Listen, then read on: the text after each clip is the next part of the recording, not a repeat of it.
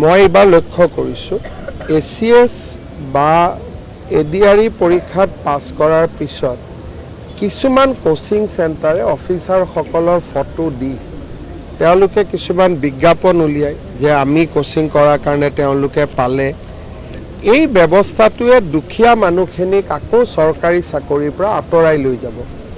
আমাৰ লক্ষ্যটো হ'ল যাতে দুখীয়া ল'ৰা ছোৱালীয়ে চৰকাৰী চাকৰি পায়।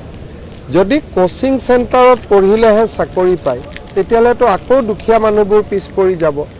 সেইকাৰণে মই লোকসেৱা আয়োগ আৰু আমাৰ চৰকাৰৰ আন বিভাগবিলাকক আজি মই অনুৰোধ কৰিছোঁ যে কোচিং চেণ্টাৰে কি পঢ়ায় তাৰ খবৰ ল'ব লাগে আৰু তেওঁলোকে নপঢ়োৱা বিষয়েৰে কুৱেশ্যন কাটিব লাগে যাতে সাধাৰণ ঘৰৰ ল'ৰা ছোৱালীয়ে কোচিং চেণ্টাৰত পঢ়িব নোৱাৰা ল'ৰা ছোৱালীয়েও আমাৰ নিযুক্তি পায়।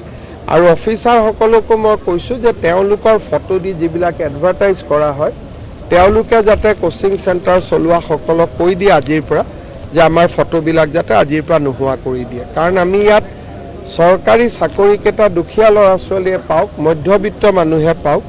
আকৌ টকা পইচা দিব পাৰিলে গোটেই কথাটোতো একেই হ'ব যে যোনে কোচিং পঢ়িব সিহে চাকৰি পাব।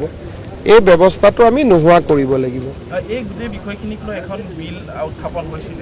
এইটো ইয়াৰ বিলৰ লগত কথা নাই আৰু ধৰক আপোনাৰ ঘৰত যদি টিউশ্যন কৰে আপুনি পঢ়িলে পালে, সেইকাৰণে ইয়াত বিলৰ লগত কথা নাই। ইয়াত লোকসেৱা আয়োগে ইনোভেশ্যন কৰিব লাগিব যে তেওঁলোকে কি পঢ়াইছে তাক চোৰাংচোৱাৰ দ্বাৰা খবৰ আনিব লাগিব আৰু নপঢ়োৱা কুৱেশ্যন কাটিব লাগিব। ইয়াত বিলৰ লগত ইয়াৰ কোনো সম্পৰ্ক নাই।